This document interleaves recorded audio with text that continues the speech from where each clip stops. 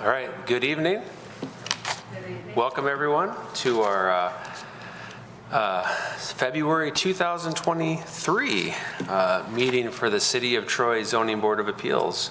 Welcome to all my fellow board members. Great to have you here this month.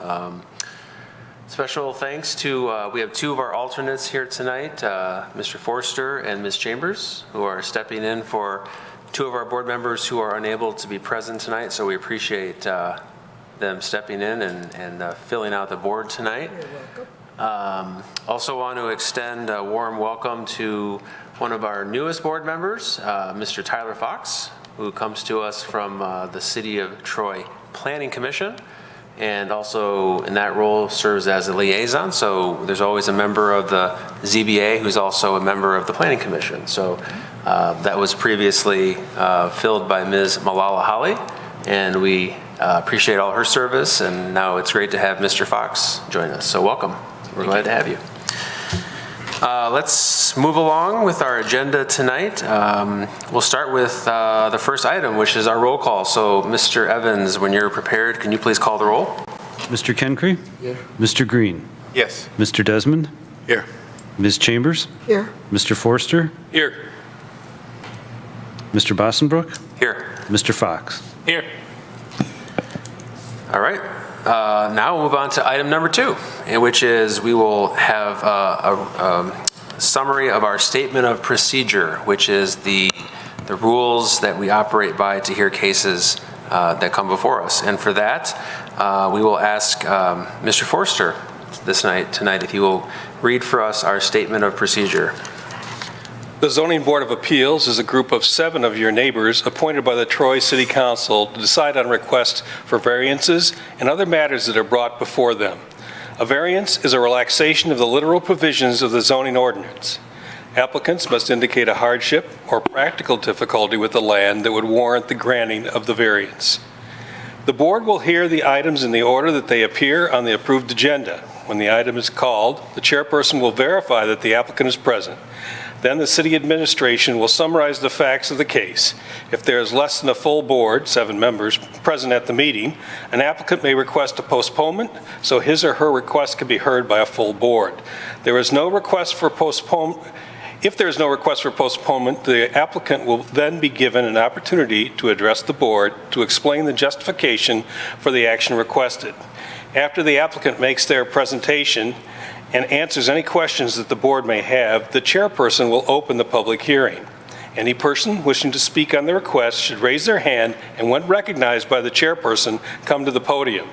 The speaker should identify themselves with name and address, indicate their relationship to the property in question, that is the next door neighbor, live behind property, etc., and state whether they are in favor or against the variance request and give the reasons for their opinion. Comments must be directed to the chairperson.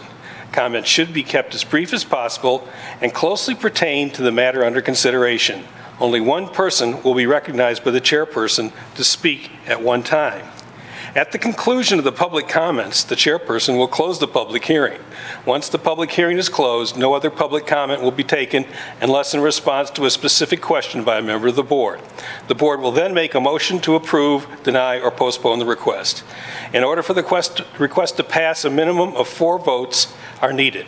If the request is not granted, the applicant has the right to appeal the board's decision to Oakland County Circuit Court. All right, thank you, Mr. Forster. Appreciate that.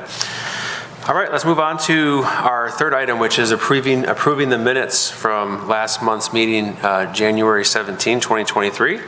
I trust our members of the board have had a chance to look at that. So unless there's any questions or discussion, we'll look for a motion to approve last month's minutes. I'll make a motion. Ms. Chambers moves. Can I get a second on that? Seconded by Mr. Green. No further discussion. I think we're ready for a vote to approve the minutes. Mr. Bossenbrook? Yes. Mr. Green? Yes. Mr. Desmond? Yes. Ms. Chambers? Yes. Mr. Forster? Yes. Mr. Fox? Abstain. I wasn't here. Mr. Kencree? Yes. Just very quickly, I think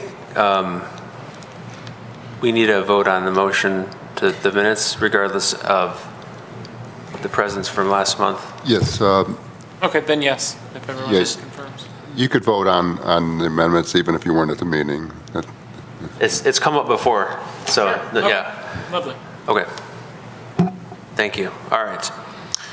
So minutes are approved. Let's move on to the approval of tonight's agenda as printed. Unless there's any discussion on what we have before us, we'll consider it approved. Consider it approved. Then we'll move on to item number 5. We have one case before us tonight at 944 Marengo. So we'll begin when Mr. Evans is prepared for a presentation on this variance request. Thank you, Mr. Chair. Yes, this case is at 944 Marengo. I've got a couple of displays I'd like to show on the overhead.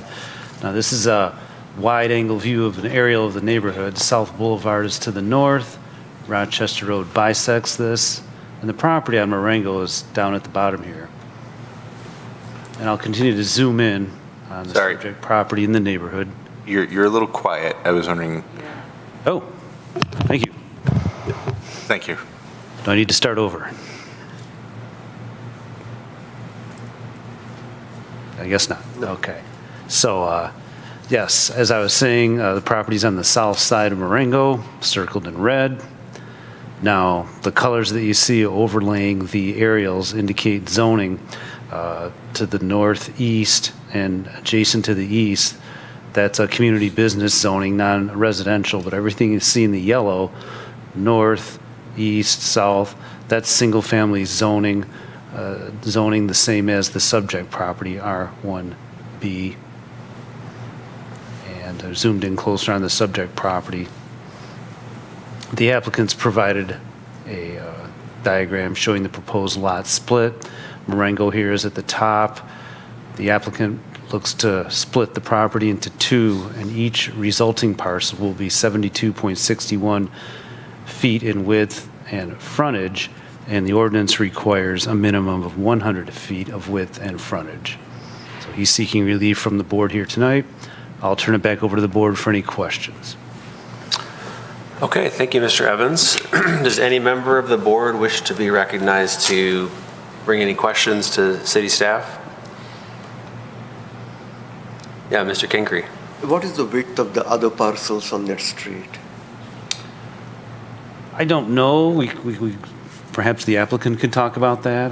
In theory, I could show an aerial map that might show some of that. Okay. I think there were a couple, one of the pictures had the width of some of the lots.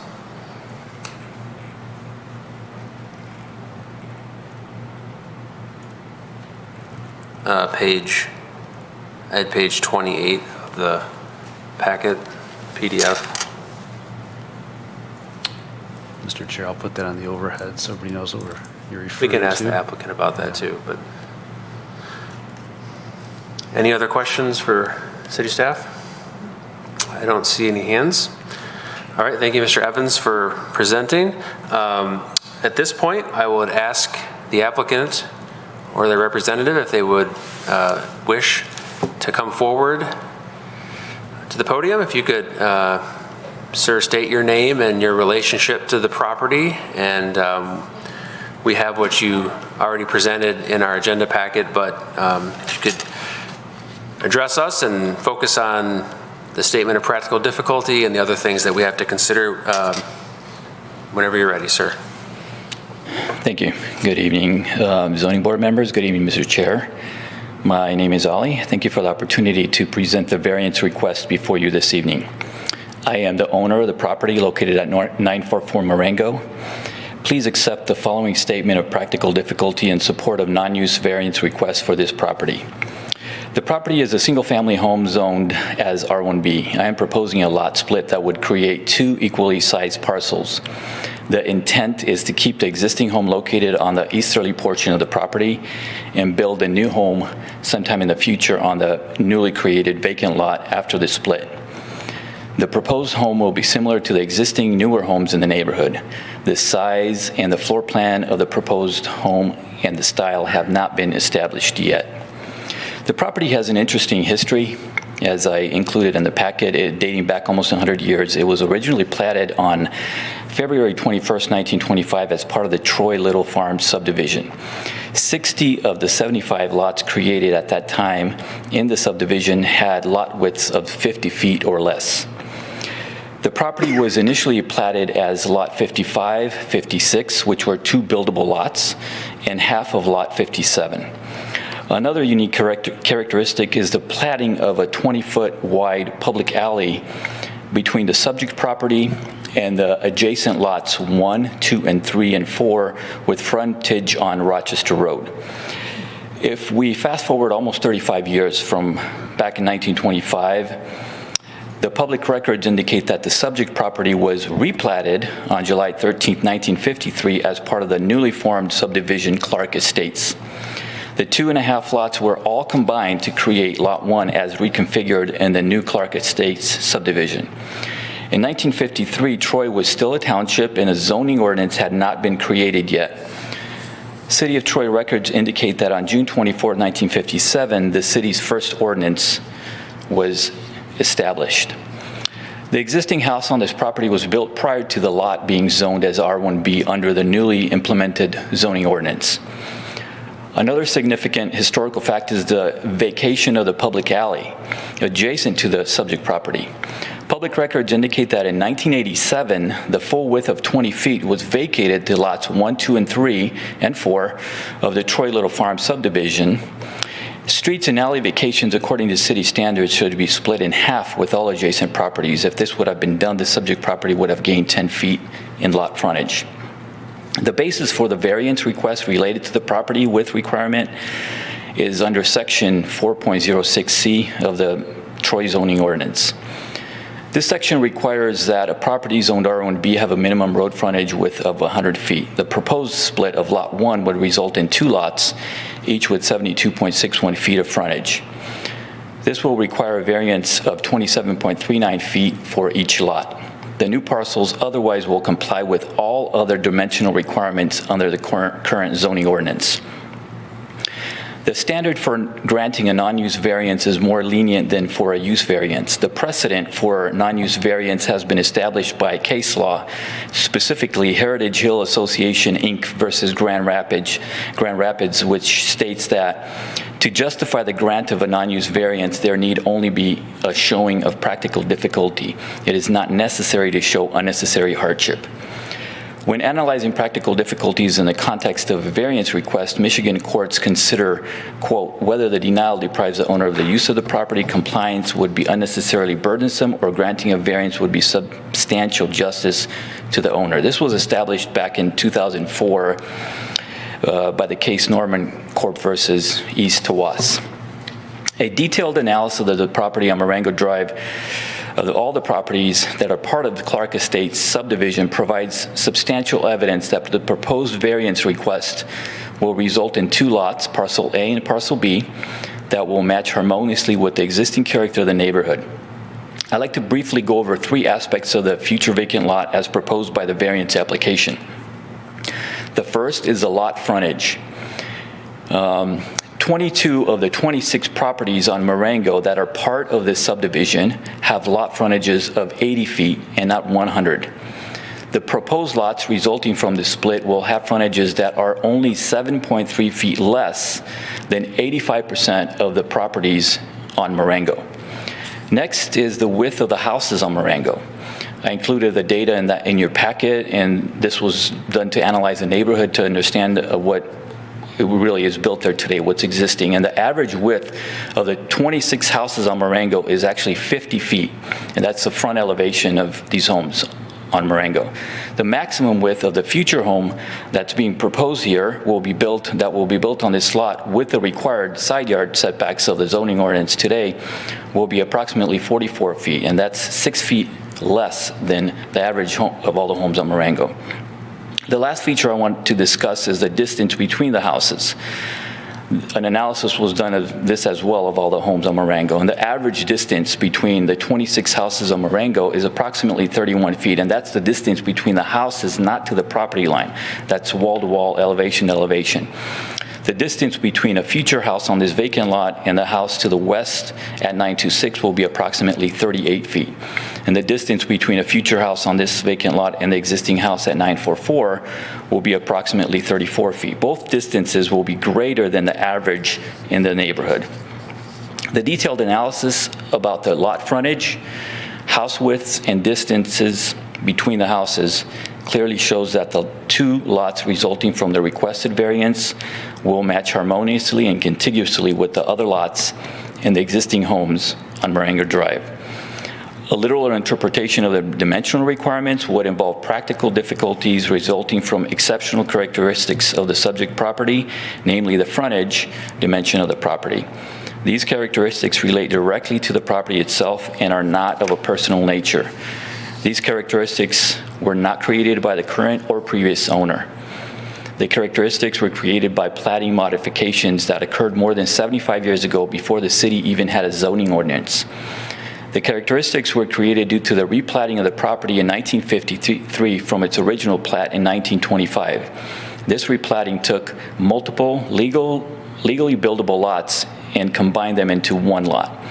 The proposed variance will not alter the essential character of the surrounding area or otherwise result in any harmful or negative consequences. The proposed split will not have any negative aesthetic impact on the surrounding area. The granting of the variance will be in harmony with the general purpose and intent of the ordinance. The proposed variance will not impair the supply of air or light, will not unreasonably increase traffic congestion, or will not increase the danger of fire or endanger public safety, and will not in any way be injurious to the neighborhood or otherwise detrimental to the general welfare. There are no practical considerations that support a literal enforcement of the width requirement in this instance, and granting the petitioner's variance, in this case myself, that's requesting it will serve in the interest of justice. And as in conclusion, I just want to restate that as a petitioner, I will face practical difficulties if the width requirement is enforced literally. As a result of the exceptional characteristics of the subject property, and by granting the requested variance, the spirit of the ordinance will be observed. The surrounding area will not be negatively impacted, and the substantial justice will be done. And for all these reasons, I respectfully request the Zoning Board of Appeals to grant this variance request. Thank you. All right, thank you, sir. Appreciate that for walking through all those steps for us. Is there, just 1 second, are there any members of the board who wish to pose a question to Mr. Forster? Yes, sir. How long have you owned the property? I have owned the property for less than a year. I purchased it last year. Yeah, Mr. Fox? So, forgive me if this is a new guy question. Is it appropriate, I mean, did the city staff kind of review this application to confirm that information was accurate? You know what I mean? Like, there was a lot of historical, like, pulling back and whatnot, so, okay. Did I miss a page? You mean his provided? Yeah, the provided verification, okay. All right, that was a lot of homework that you did. Okay, I don't have any questions then, thank you. Sorry about that. I have a question for maybe Mr. Monsney, I'm not actually sure, but I've heard it a handful of times, it's popped up in front of the board, that the older platting being used as a hardship, and if I remember correctly, when that's brought up, it's generally deemed to be not, it's superseded by replacement platting, so it didn't constitute a hardship in previous meetings, if I'm aware. Am I correct in that? You could consider the previous platting if that's the practical difficulty that's being justified. It's up for the board to make the decision, basically. But if what I have told you before is if the previous platting occurred before the amendment of the zoning ordinance that's now applicable, then you can't use that against the new owner. Okay. Since the zoning took place after the platting, the replatting. All right. I don't know if that answers your question, but. It gets me closer. Okay. All right. Thank you. Mr. Forster? I want to just make sure I'm clear on what you said. I believe you said that there is no plans for the home if we were to permit this on the empty lot, but you've also said that it's going to have a 40-foot frontage. I'm a little confused. Do you know what the home is going to be, or? So that's correct. There is no plan at this point that was submitted to the building department for any future plans. This is step one to get the variance and get the property split. And the reason I brought that up, that any future home would have a frontage of approximately 44 feet, is because there are setback requirements on the side yard setbacks, and that would limit the actual building envelope that's permitted to be built on that property, and that would be approximately 44 feet. So any future home that would go on there would not be wider than about 44 feet. Or theoretically, that future homeowner could come in and say, I want a variance on the setbacks because you made this property smaller, and the size of the property is a problem for me now. Right. I mean, that's possible for any applicant, for any property to request any kind of variance, the way I understand it in the future, but that is, I guess that's not part of my application at this point because there's nothing there on the property. So there are current homes there in that range, 40, 45, 50 feet, 55, yes. Mr. Green, did you have a question? Yes, and I do not believe the answer can be used in consideration. This is largely out of curiosity. What, if you are comfortable answering, is the current disposition of, if you are still the owner of 826 Marengo, which is, I believe, a similar, wider property that has come before us before. Are you still in possession of that? Are you asking me if I'm the owner of that property? I am, and I will say again, this is not for consideration of this.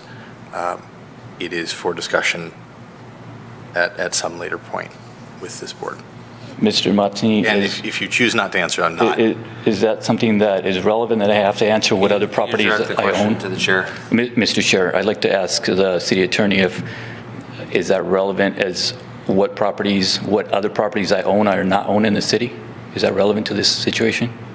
I don't think, he's not your counsel. I mean, you can choose not to answer. I think, I think the question is just, we had something come before us a couple years ago, I think a variance request that you were the applicant for a related property down the street. Is that accurate?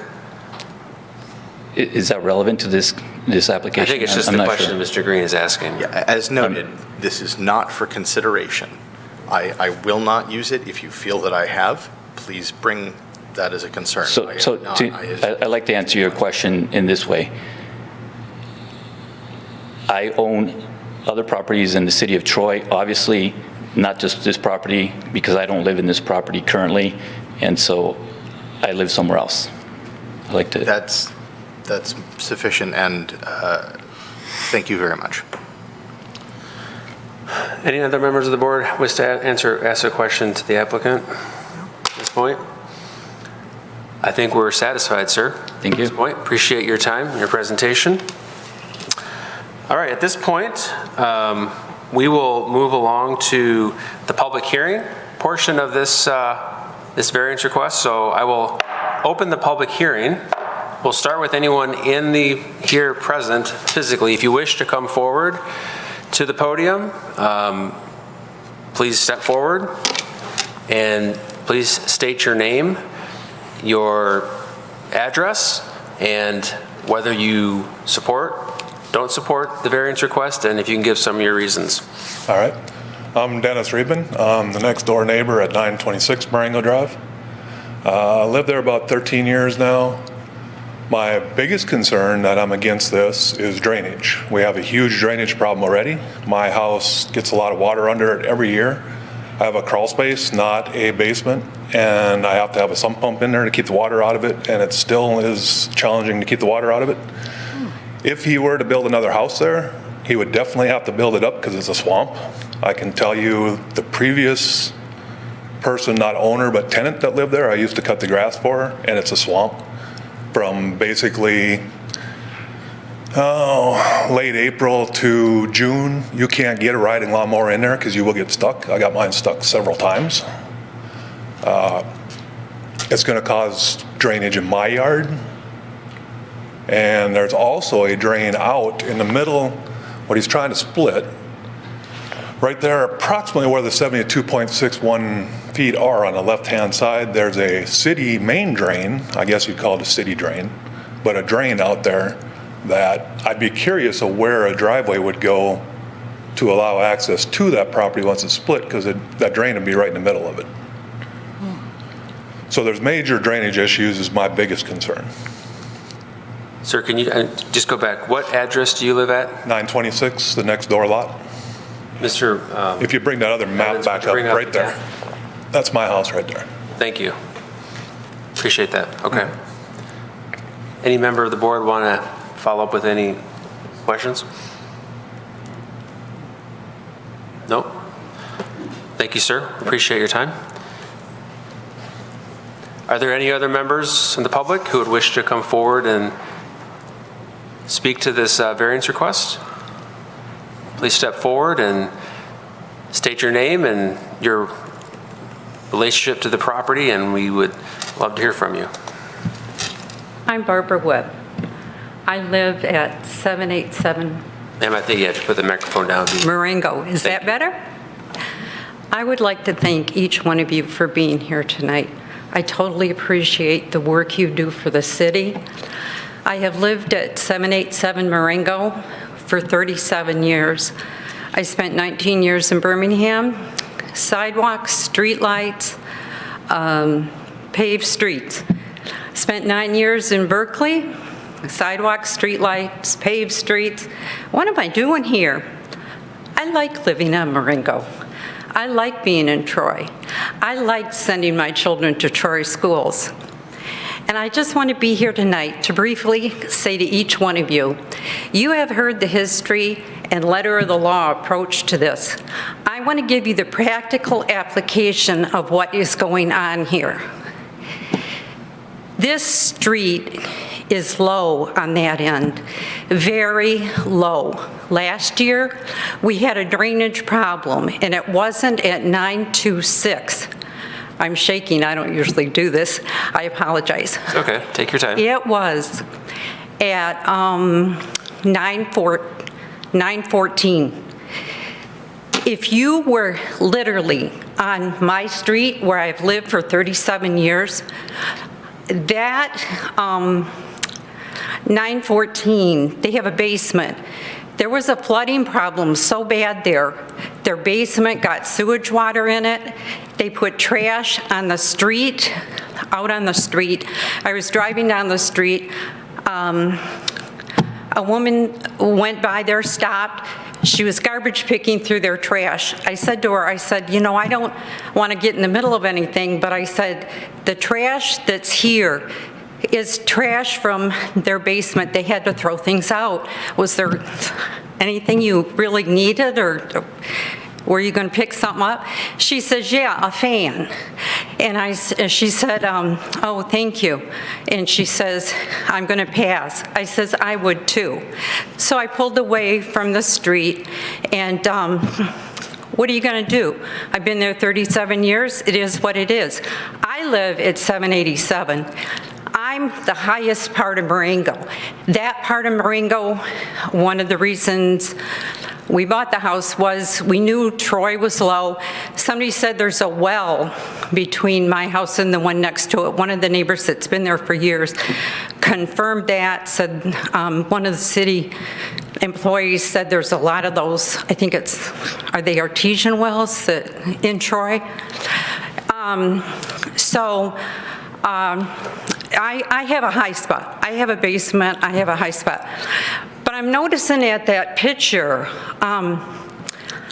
it doesn't show all of Marengo. That little line you see between 755 and 7333, if I'm 787, that is an invisible road. The neighbor behind me, let's see, I'm 787, 852 Dieta, the young man that was raised there told me that that was an alley at one time. So those houses you see all lined up so nicely, those 80-foot frontage lots, That 733 and 730, that's part of Marengo too. Those are bigger lots. So you're not seeing all of Marengo, you're only seeing part of Marengo. And the drainage is a problem.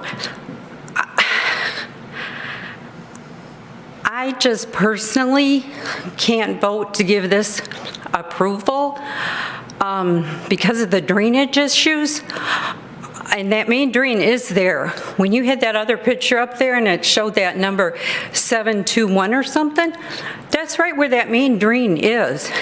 Now, when Mr. Ali owned 826, or he still might, but now 719, there's another family in there. When he split that lot, from 801, the city dug under the street. And I was hearing from one of the old neighbors that he saw them when they dug, because there were only 6 houses on this street when he moved on the street. For 798, they dug underground for there to be a line for either consumer powers or water way back then. So the street itself did not have to get dug through from sources from 801 to 798. But this 944, this is a whole different animal. Please, really, really look into this. I'm not for or against anybody. Whatever you decide, I totally respect, and I mean that from the bottom of my heart. I come here wanting nothing but what's best for the city of Troy and Marengo. As I say, I've been here 37 years, raised my kids in these schools. I retired from the Troy School District. I want nothing but good for this city. And if anybody wants to ask me anything, I will be totally honest with you. And I just want to bring up what is, this isn't good. There's only parking on the south side of the street. There's going to be no parking down there. Believe me, parking on one side of the street, the mailboxes are on that side of the street. If people are parked in front of these mailboxes when the mail's delivered, the mail carriers, we can't expect them to get out of their mail truck and hand deliver the mail. I talked to one postal delivery person, and she said, you know, one time somebody accused me of scraping their car, and I didn't. So I have to make sure that when I deliver the mail, my truck, any parked car is so far away from the mailbox. These seem like little things, and they are until something happens.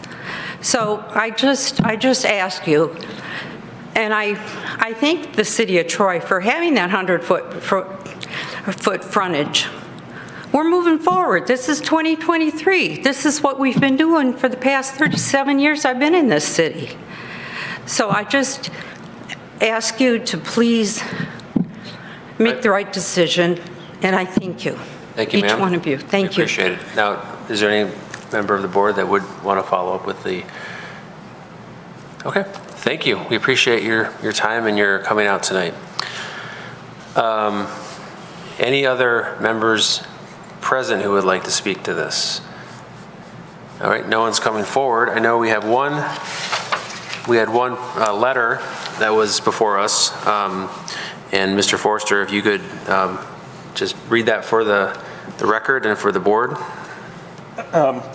It's from Carl Martuselli at 943 Marengo in Troy, which I believe is the property across the street. He says, I can't see any reason to rezone or split the lot at 944 Marengo. It's been the present size ever since Troy became a city.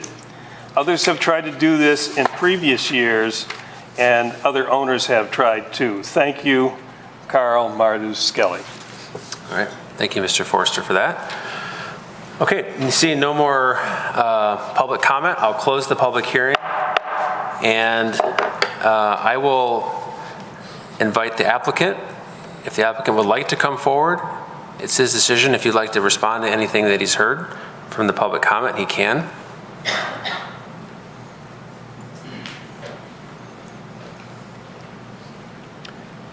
I'd like to address some of the issues that were brought up. One of the issues that was brought up is that the area is a marsh, and I think that to qualify that as a marsh would probably equate that to wetland, which is actually inaccurate because city records and also state records and county records indicate that there absolutely is zero wetland on the property. So the answer is yes, it is wet because it is a low spot. But similarly to any other property in the city, when it gets developed, prior to getting it developed, either that lot, either a single lot, or either a cluster development by builders in the city, or just a standard development, either be it 10 lots, 1 lot, there's absolutely no approval of any project that the city engineering department approves before an actual site plan gets established where all storm water runoff remains on the specific property itself. So the development of this property would be just like any other property where the city engineering department would not approve any construction on the site until a proper engineering site plan would be established and developed that determines that there would be no runoff off this property and everything stays on this lot. So I just wanted to make that clear from that standard and that perspective, that there would only be an improvement of the site and not a deterioration of the site if this site gets developed with anything like that. So the other thing I'd like to mention is, in terms of just related to that, there is a drain that's in the ditch, in the actual ditch line. It's in the right-of-way line, approximately maybe in the center of the lot. And that's very similar to every single property that's on Marengo. There are drains almost every other lot. So that's and another issue I just wanted to bring up related to the actual any flooding that might have occurred. There is actually a historic farm drain that runs to the south of all the properties on the south side of the Marengo, and this has been historically there for at least 100 years, and that was used for drainage, for watering when the entire area was farming land, and that's still existing there. So that's something that's totally independent of 944 Marengo or any other property. That's just something that's related to the neighborhood, and it's been there, and it just drains right through the neighborhood. And any other issues that were brought up, I don't recall if anybody has any other questions that you want me to address. It was brought up by any other neighbors. Mr. Green, did you have a follow-up? Yes, though not related specifically to one of the neighbors, just as to clarify the point, it is my understanding, and this is more for the board, but also for you, as a non-use variance, the drainage is immaterial. It certainly wouldn't change by varying that. There is a property on one, there's in a potential split, there is currently nothing on the other, and the drainage is immaterial because there is no use in this variance.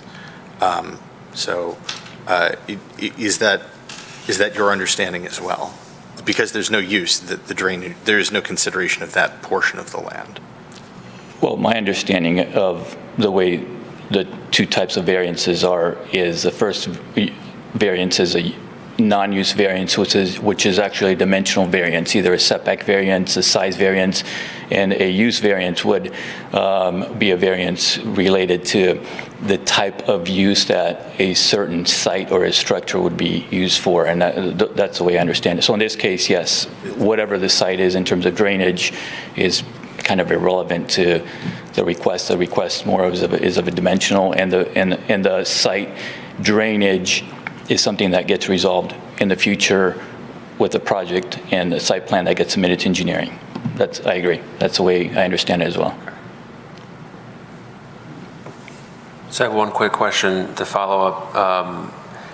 So if 944 were split, is it your intention that the resulting parcel on the east would stay, you would not build a new house on that property? You would correct. Keep the existing home? That stays existing exactly as it is today. the property itself, the structure itself meets all the setback requirements. There's no need for any variance request for any side yard setback on the east, on the west, on the front, on the south. The site meets all zoning ordinance as it is today after the split, with no request of any variances needed. Okay. Yes, Mr. Green? Final follow-up, I think, given that that is your stated intent for one portion, for the potential other portion, what is your understanding of the potential use of that new property should it be granted? Not what your plan is for it, but what is your understanding of its usability? So then the usability of this parcel as it exists today, and I would say 100% in the future, is that it's zoned residential, it's R1B, and a single-family structure would be built on that property that meets all the requirements of the zoning ordinance in terms of footprint, in terms of size, in terms of front setback, and side yard setbacks. So that's my understanding of the use of that property. And to your understanding, is there any such dimensions that would comply with our code that could be built there? All dimensions of the future home would, sorry.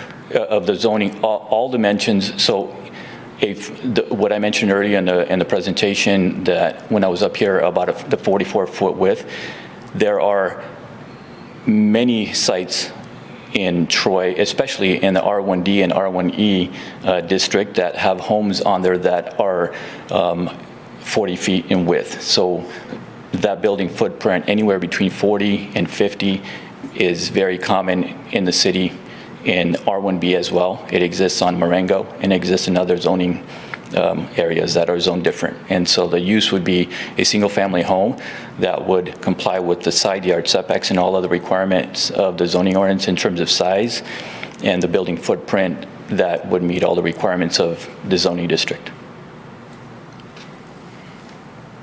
I have one more question, sorry. You walk through all the 5 criteria for a statement of practical difficulty. And I just want to focus in on the first one, which is the exceptional characteristic to the property. So the property currently is zoned R1B and obviously is being used as R1B because there's a structure on the property. So what is the exceptional characteristic of that parcel that would, I guess, make it different than every other, similar parcel in that area that would entitle it to a variance to make it, I guess, usable?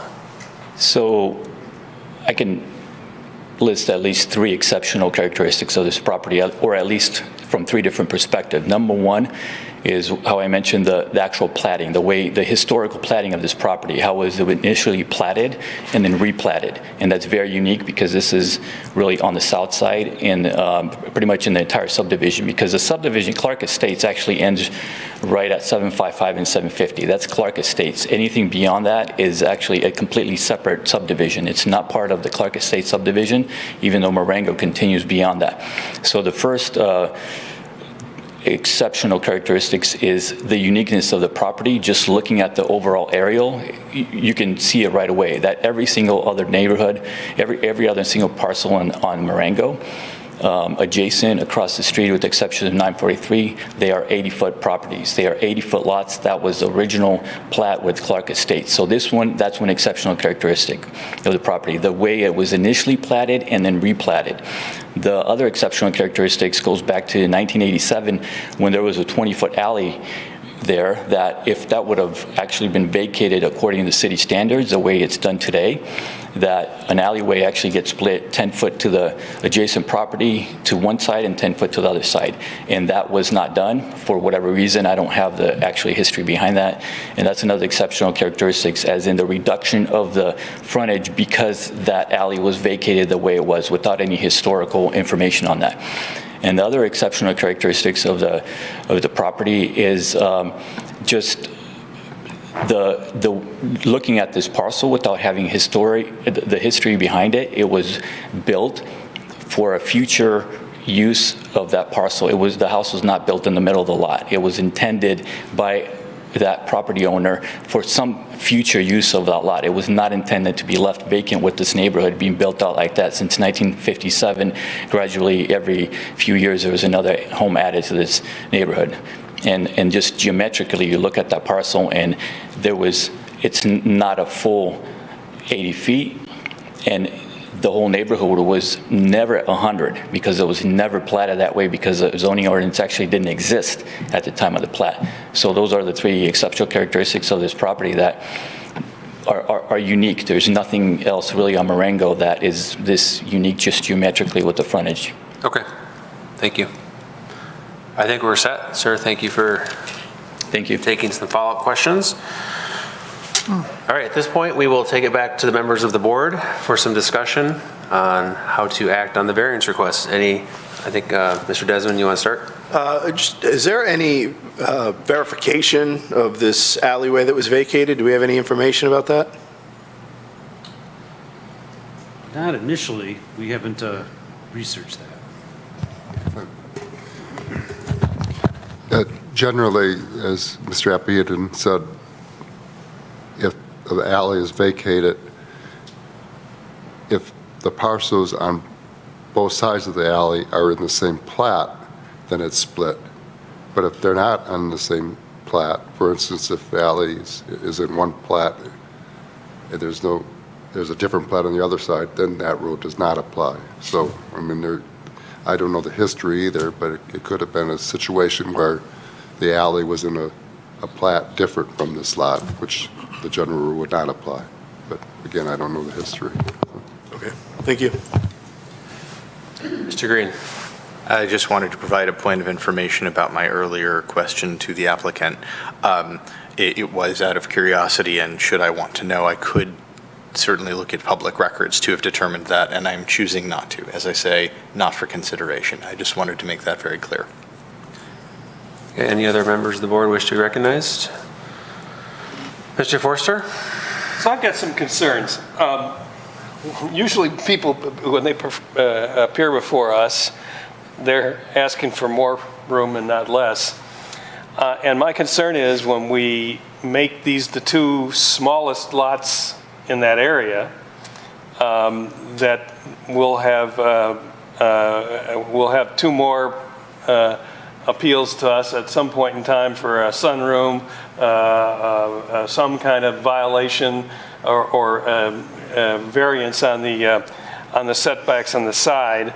My other concern is that this is not a new situation. This is when the applicant purchased the property, and he sounds like a pretty intelligent guy. He knew exactly what the situation was. And so this isn't, oh, gee, I just came upon this problem. I got to say, I don't think he's proved to me that that it applies in all 5 areas. So I have some concerns, and I would ask my fellow board members to try to talk me out of it, to be honest. Yes, Mr. Fox. I guess one thought that I have just in regards to the possibility of future homeowners coming and looking for variances for expansion. Admittedly, when I first looked at this map, when I first got the agenda, I thought that a split even down the middle would make it match every other property that you can see on screen. I mean, I understand that technically this is a 26-foot variance, but to me, it's just looking at every other property in the neighborhood or even on the street for this stretch. Effectively, it's an 8-foot variance. You know what I mean? Like, there's so many houses on the street already, including the existing house, which would remain on the property, that at least fit in that building envelope. So I'm not necessarily sure it's a guarantee that we would get future variances from future applicants. So I guess just to address that point specifically, I do also, for the sake of one of the concerns that we repeatedly heard from members of the public was the drainage.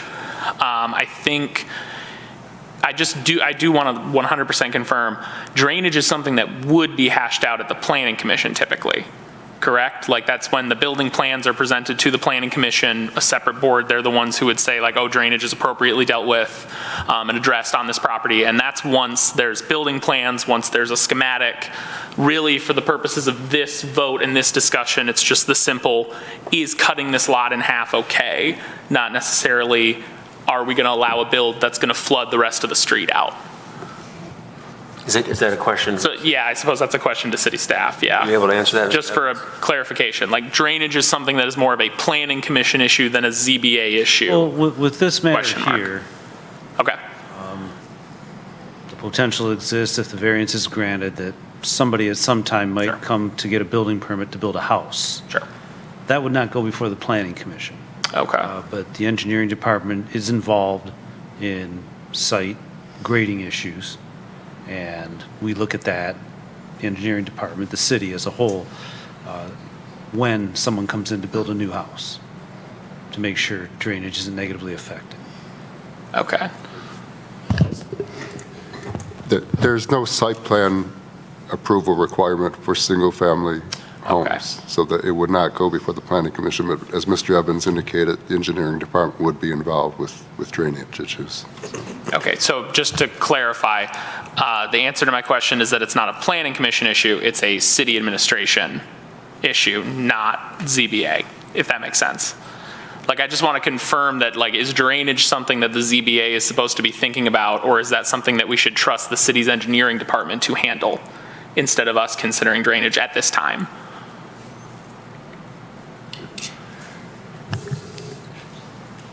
The ZBA can consider environmental issues if they want to, if they think it's relevant, but the drainage issue will be addressed by the engineering department. Okay. If that helps. Okay, yep, no, I appreciate that, thank you. So I think maybe I'll try to be responsive to that comment. I think it's probably for us to decide whether, for example, if the drainage question that's been presented by members of the public, Yeah.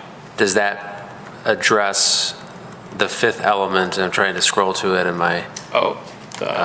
Harmful or alter the essential characteristic of the area? Correct. And that's just me speaking as one member of the board.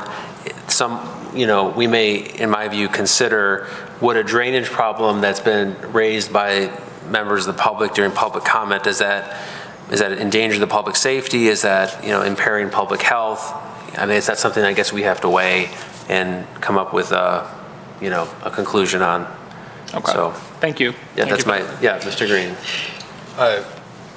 I think I've got this. I just want to, I suppose, restate the inverse to make sure that that is what I'm hearing.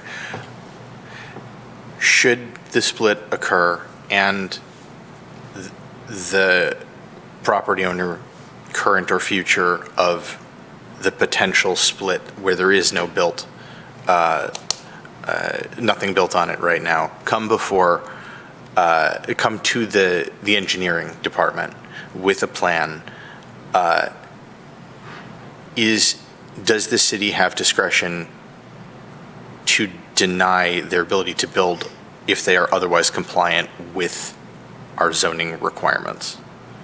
Can the ability to build be denied on the basis of drainage so long as they are compliant otherwise? We'll set a different way if they demonstrate with their drainage plan that drainage is adequate according to the city engineering standards, then engineering would have no reason to deny it. Thank you. That does clarify. Yeah, Mr. Desmond. I know we keep beating up this drainage thing, but is in the engineering department, building department, I assume I know the answer, but they make adjustments for grade? Like, I mean, is there a new building coming in, say, that didn't exist prior, they're about to put something new in, that builder can't unilaterally decide he's going to raise the grade 3 or 4 feet on that property to push water off into the adjacent properties without somebody saying something in the engineering department? Am I correct in that, or am I mistaken? Do they not pay attention to that? Well, I think, and this is more anecdotal now because I'm not in the engineering department, but for example, if the grade at the foundation wall is raised, but the water is transported away from the foundation, which is what the building department would like to see. That's good for buildings, but in a manner that it's perhaps either retained on the property or directed off the property, say into the ditch in the front.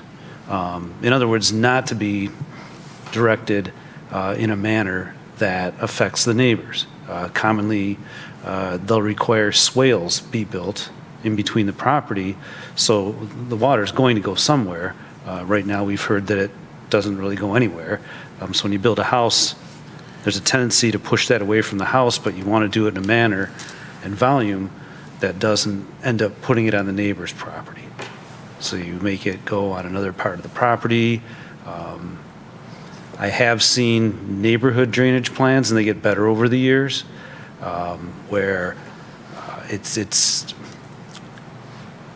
there's a neighborhood drainage plan. So for example, if everyone's property would drain to the back, and then all that property would drain, say, east or west to a sewer.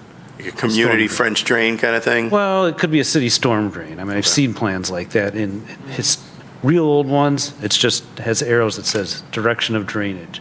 But now, things that the Planning Commission and Engineering Department see for brand new developments have elevations and very specific information as to sometimes even the elevations of each lot. So you can really get a good idea overall how a neighborhood deals with water, so it doesn't go and make a problem for the buildings. Okay. So it sounds like it's safe to assume that handed off to the city, they can deal with any drainage issues that would occur with this property in the building phase separate from the zoning. Right. Okay. That's, yes. Thank you. Mr. Kinkry?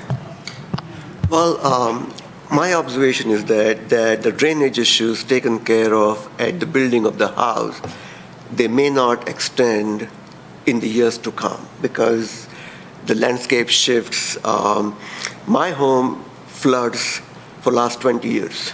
And when I came to the city, they said, yes, everything was properly graded and everything when the home was built, like 30 years ago. But over the years, stuff happens. And my backyard would always flood until this year I had to take special measures to put a French drain, and only then the problem got fixed. It did not get fixed because everything was taken care of when the house was built. So I think it is a common experience for homeowners that even though everything may be done the right way when the home is built, over the years, it just isn't the case anymore.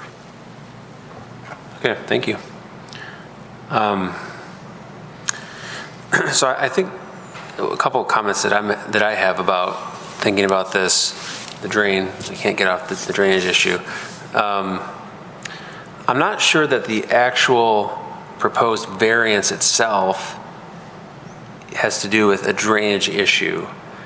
Or even look at number 5, the fact that maybe it would impair the public health safety. The actual variance itself, we're talking about splitting the lot in half, itself, in my view, doesn't necessarily touch on a public safety or a concern issue. Obviously, I think that's a building issue. If someone builds a home there, Mr. Kenkry said maybe they have to take some special measures to alleviate drainage. I get water in my basement sometimes as well. So I guess in the narrow question of the specific variance that we're looking at, I mean, I find the applicant's presentation somewhat persuasive. I think there is something exceptional about the property given the history behind it, all the different plattings, and that was before, he had nothing to do with that, and previous owners had nothing to do with that. And it seems like the way the existing structure is built, all the way to the side, it would seem that there was some expectation that you'd be able to build on the other side of the property. So I guess I'm generally leaning in support of it, but I'm very, and this is one of those where I think there's an interesting case to be made, and I'm eager to hear from other members of the board on this. Mr. Desmond. I would agree. I mean, from my perspective, it looks like, and the record of the platting, that this was originally intended to be used as a second lot. It looks, I drove this street, and I mean, if you held a gun to my head and told me which one's 80 feet, which one's 73 feet, like, I mean, functionally, provided the house didn't, exceed the envelope, which it couldn't, I wouldn't pass, the building department. I mean, I don't see really any downside to doing what I think was the original intention for that parcel. Outside of that, there really is no function for the parcel. I mean, it's going to sit, and be unusable. It won't, provide tax revenue or anything else. I know we're not supposed to consider that, but I mean, I'd be in support of granting a variance for it as well. Let me just piggyback on that one thing. The other thing I want to just point out is the concern about, would we be setting a bad precedent and someone would want to come down the road and ask for more things with regard to these parcels? I guess my response and my thought is every variance request has to stand on its own. And so if another variance request comes to us from any parcel, we would have to consider that independent of any other variance requests, consider what specific, type of variance, what they're asking for. So, I don't consider what we do as setting precedent. Everything is kind of on its own facts. So anyway, I saw two hands. Mr. Fox, do you want to? Yeah, I guess just to state my thoughts out there as well, the reason that I really wanted to get into the drainage issue is because to me that was one of the biggest, if not the top reason to deny this request was based on drainage. And based on the answer from city staff and kind of the considerations, I would strongly encourage the applicant in the case that this was approved to ensure that drainage is something that they are prioritizing, that they are working well with city staff to make sure that they are ensuring that the drainage is taken care of and that water is properly vacating the area. But based on the sole question of whether or not this lot split would be appropriate, I'm kind of in favor of approving the lot split as well, because drainage is a whole separate issue. Again, it's consistent with the neighborhood. Right now, the land isn't being used for a house. And I mean, hypothetically, that's a whole other family who could get to experience Troy if the lot were split and a home was eventually built on it. So, and that's in the case we approve it. That's at least where I'm leaning right now with separating out the drainage issue. All right, thank you. Mr. Green, comment?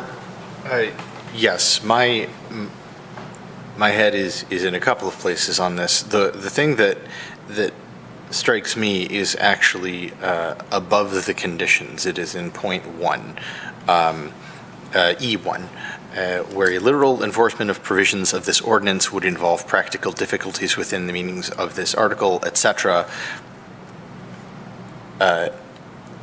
The goal here is with such conditions and safeguards as it may determine as may be in harmony with the spirit of the article, and so that public safety and welfare be secured and substantial justice done.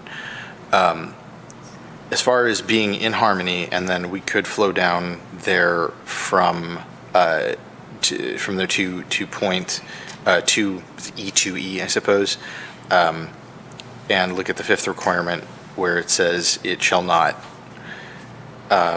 diminish, or in any other respect impair the public health, safety, comfort, morals, or welfare of the inhabitants of the city. Here I am advocating on behalf of the neighbors who have appeared tonight and who have presented a letter to us and who, drainage or otherwise, have come and said, this is our neighborhood too. We live here. As the applicant stated, irrespective of anything else, he stated that he does not live there. The people who are currently residing at those nearby addresses have said that they are opposed to it, at least those who have come forward. And I did not see, and please correct me, any letters of support or hear anybody come forward in support. My concern is that while the drainage may be addressed by engineering, I would certainly hope so, permanent or impermanent, the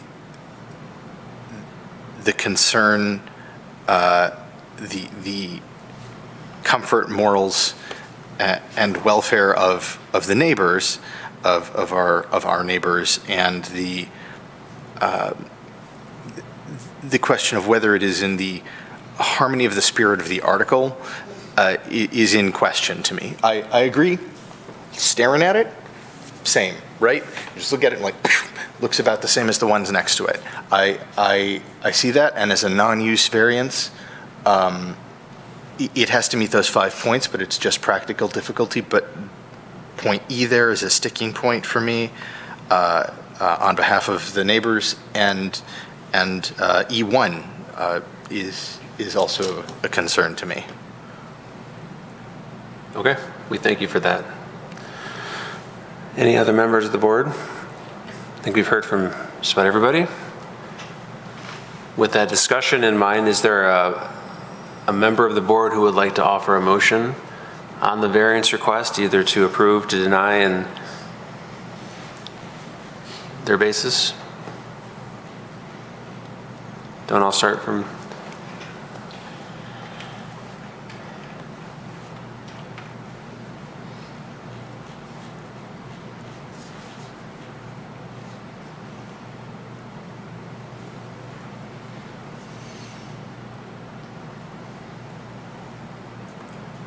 I'll offer a motion. Okay, Mr. Forster? I move that we deny the variance request based on the fact that he did not fulfill all 5 areas, and the fact that we had 3 neighbors, 2 in person show up and a third by letter, and I feel at this point in time would be against the will of the neighborhood and what they feel is the safety, no matter how we judge the flooding problem. I don't know if that's appropriate language, but that's really generally where I'm going. So if you voted no, you would approve it, and if you voted yes, we would deny it. That's the way I'm phrasing it. If you vote no, it's neither deny or approve. It is simply not to deny. Hold on a second, hold on. Sorry. So let's just present the motion properly. This would be a motion to deny. Let me just say this first. Do we have a second on the motion? Okay, Mr. Green is going to second the motion. And let's just make sure the motion is structured. Mr. Forster, you're saying you're focusing mainly on the 5th. That's correct. Element to say that there isn't sufficient evidence or support for that. Okay, based on the drainage, flooding. Based on the fact that all the neighbors appeared here, or they wrote a letter. This one talks about the split of it, but yeah, generally that the neighbors feel like it's not something that should be done in their neighborhood. Okay. Oh, so we have a motion pending to deny from Mr. Forster, seconded by Mr. Green. Is there any further discussion on the motion? Let's start with Mr. Fox says. It's my understanding that the 5th relation to the dimensional variances specifically relates to, so it reads, variance will not be harmful or alter the essential character of the area, increase congestion, diminish property value in area, impair public health, safety, or welfare. I do not know if the premise of proposed variance will not be harmful, alter essential public safety within comfort, morals, or welfare of the inhabitants of the city. Okay, with that didn't make it into my separate notes here, so I will withdraw my comment. Okay. Yep. Mr. Green, did you have another comment? Sorry. Yes. I would just remind our fellow board members that whatever happens with this one, if we don't pass a motion to deny, don't pass a motion to approve, and whether or not we had brought this, if no motion to approve succeeds, the request fails, is denied, default, unless there is an explicit successful vote to approve, to grant. Or I believe I may be being corrected by our attorney, city attorney. Well, we have seven members here, and so there'll be 4 to approve, at least 4 to approve, 4 to deny. Yes, but, so, sorry. I'm sorry, Mr. Matsuni. If the motion to deny is passed by 4 people, then the variance would be denied. If the motion to deny fails, this board could still make a subsequent motion to approve. I think that's what Mr. Green was trying to say. Yeah, I'm essentially saying that all actions other than an explicit motion to approve that then succeeds is a denial or leads to the ability to take something up, which can still lead to a denial. The only thing that succeeds is a vote to approve. If we can't act on a motion, then it doesn't go forward. Yes. Thank you. Okay, thank you. All right, any further discussion? Mr. Kincree. Well, it's not very common that we get neighbors come to a meeting and kind of express their opinions. I kind of find it very unusual. So I think they who live there, they certainly know more about it as to how harmful it will be to the neighborhood if a home was allowed to be built there. And that's what the fifth one says, the proposed variant will not be harmful to the area. And I'm kind of willing to give the neighbors who know the neighborhood more than I do, kind of that I want to go with their knowledge here, that allowing this variant will be harmful to the area. So I plan to vote yes, which is to deny the variance. Okay, thank you, Mr. Kincree, for expressing that. Any further comments? I don't see any, so I think we're ready for a vote. So this is a motion to deny, which would be a yes to deny when Mr. Evans calls roll. Ms. Chambers, Yes. Mr. Forster, Yes. Mr. Bossenbrook, No. Mr. Fox, No. Mr. Kincree, Yes. Mr. Green,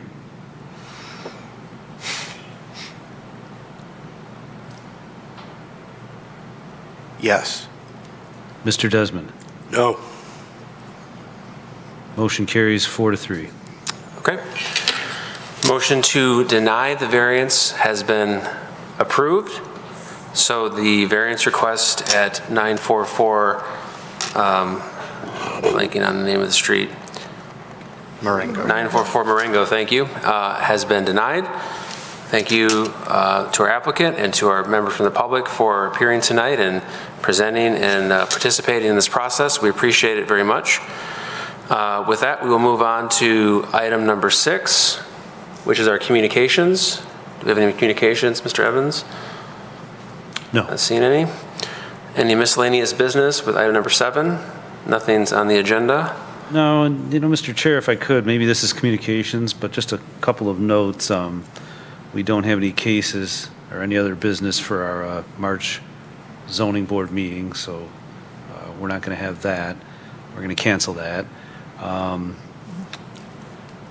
Many of you are aware that on March 14th, Michigan Association of Planning is doing an online course regarding zoning boards of appeals, and the city will pay for that. That's, I believe, 5:30 to 8, or it's in the evening, but it starts before our meeting normally does. So if anyone's interested in that, let Jackie know and she'll sign you up.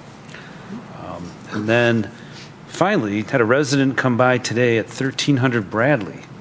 And this board heard a case at 1300 Bradley. It was about an outbuilding that he built it, had the framing up, and the building inspector found that it was 6 inches too tall. So he came to you for a variance. The variance was denied. He went back to the firm that sold him the building materials. They came out and they made it right. So he's close to having his final inspection today. He just wanted to tell me that and asked that I pass it on to the board that there was a positive resolution to that. And that's all I have. Great.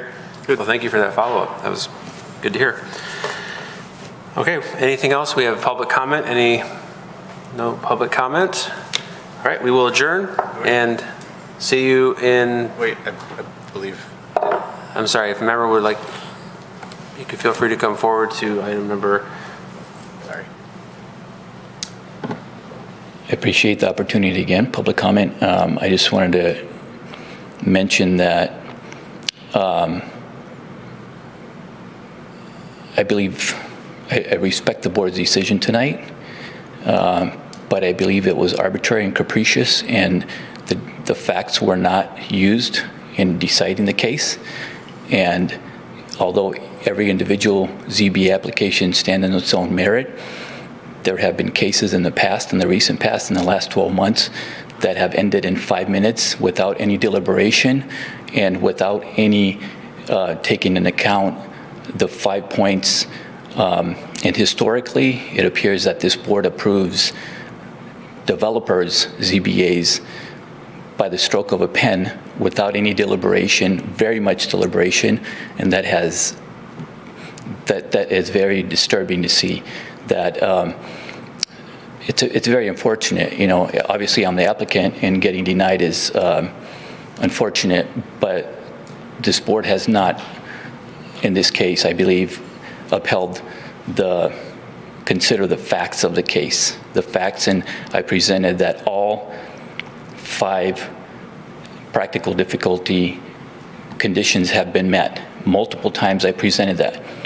And this board in the past historically has denied variances, and just this last year, a multi-year lawsuit has resulted in the changing of the zoning ordinance. The zoning ordinance was changed because the city was sued, because this body denied variances to an applicant. So it's very unfortunate that the facts were not considered in this case, and I can assure you that this will be forwarded to the city attorney and it will be appealed, because unfortunately facts were presented and they were not considered, just like by Mr. Forrester. They were not considered. He's sitting here and Mr. Kenkry didn't even look at my entire application, because his initial questions were all the data, all the facts were there, and the questions that he asked. So certain questions that were asked here, it actually proves that certain board members did not even review my application and the information and the data that was presented before this meeting this evening. So that is very disappointing. That's not the way the city should run, and that's not the way boards should run. So I leave it at that. Thank you, sir. Can I speak, please? Ma'am, if you would like to come forward, you may speak. Please identify yourself for the record. My name is Tracy Brinkman, and I live at 926 Marengo Drive. I thank all of you who voted. I appreciate your time. Thank you, Mr. Forster, because like you said, we live there. We live on Marengo Drive. There will be not enough parking for Mr. Ali, who wants to put in new housing. It is dangerous. It's on a corner. We have children. And I want to thank you all who voted no, because now where we live in Marengo Drive is very quiet, and we are all peaceful neighbors, and we all take care of one another. We have children riding down there. They may be old farmhouses, but that's our neighborhood. And I just want to thank you all for saying no. That's all I have to say. Thank you, everybody. All right, thank you, ma'am. All right, there's no more public comment. We will adjourn for this evening and see you in April. Thank you.